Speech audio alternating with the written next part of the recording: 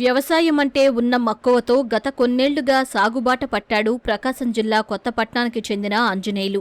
అంగవైకల్యంతో సరిగా నిలబడలేకపోయినా వ్యవసాయం చేయాలనే సంకల్పం ఆ రైతును ముందుకు నడిపిస్తోంది. సొంత పొలం లేకున్నా కౌలుకు తీసుకుని మరీ సాగు చేస్తున్నాడు.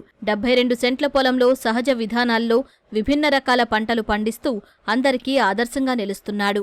గత 30 సంవత్సరాల నుంచి వ్యవసాయం నాకు ఉపయోగించిన కాడి నుంచి చేస్తున్నాను సార్.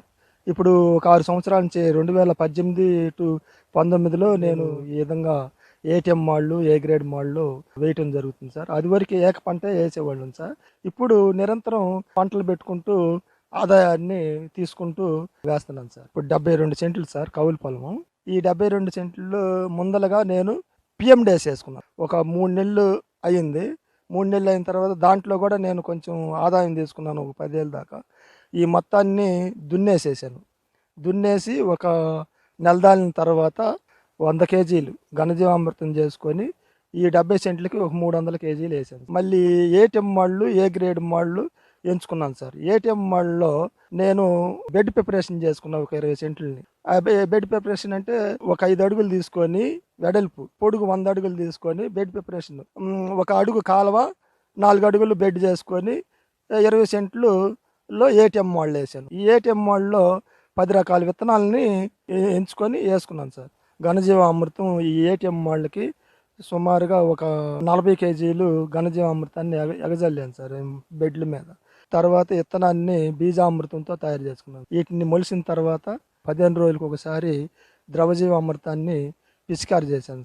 ఏ గ్రేడ్లోనూ ఏటీఎంలో తీశాను. ఇప్పుడు మాత్రం 89,000 రూపాయలు వచ్చినాయి. ఇంకా ఈ పంటలన్నీ ఉన్నాయి. ఇప్పుడు చూస్తే మొక్కజొన్న కండి వచ్చి ఉన్నాయి. సుమారుగా 1000 మొక్కలు దాకా ఉన్నాయి. ఒక్కొక్క కండిని 10 రూపాయలు లెక్క, మార్కెట్లో 20 రూపాయలు అమ్ముతున్నారు, మనం 10 రూపాయలకి అమ్ముతాము రైతుల వారిగా. వాళ్ళు తీసుకెళ్ళి ఇప్పుడు మనకి దీనికి 10,000 వస్తాయి. ఇది 200 రూపాయలు కేజీ పొద్దుతిరుగుడు విత్తనాలు సుమారుగా 50 కేజీలు వస్తాయి. 50 కేజీలు 200, 5 రోజులు 10, ఇవి ఒక 10,000 రూపాయలు కూడా మనకి వస్తాయి.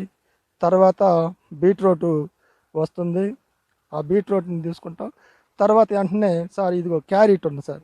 ఇవి తీయంగానే వంగ, మిర్చి, టమోటా నారుని నొక్కుతాం సార్. అవి అయిపోగానే బొప్పాయి, మునగ, అరటి బెడ్ ప్రిపరేషన్లో పెట్టుకుంటాం. వాటికి బీరతీగల్ని అల్లిద్దామనే ఆలోచనతో ఉన్నాను సార్.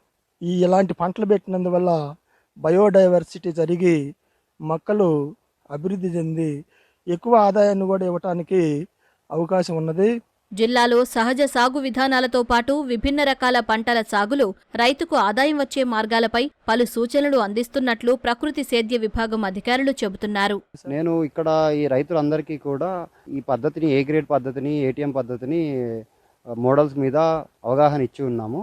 తర్వాత పిఎండిఎస్ వాటి మీద కూడా బాగా అవగాహన ఇచ్చి ఉన్నాము. ఆంజనేయులు అనే రైతు గారు రకరకాల పంటలు వేసి ఇలా చేయడం జరిగింది. పిఎండిఎస్ అనే పద్ధతి వేయడం వల్ల భూమి బాగా సారం పెరగడం అనేది జరుగుతుంది. దానివల్ల అధిక దిగుబడిగా రావడానికి కూడా ఆశించడం జరుగుతూ ఉంది. సహజ సాగు విధానాల్లో పండించే పంటలకు రోజురోజుకు డిమాండ్ పెరుగుతోంది. అందులోనూ నిరంతర ఆదాయాన్నందించే ఏటీఎం మోడళ్లు, ఏ గ్రేడ్ మోడళ్లతో రైతులు నిరంతరం ఆదాయం తీసే అవకాశం ఉందని, కావున అవకాశం ఉన్న రైతులు ఈ విధానాలపై దృష్టి సారించాలంటూ అధికారులు సూచిస్తున్నారు.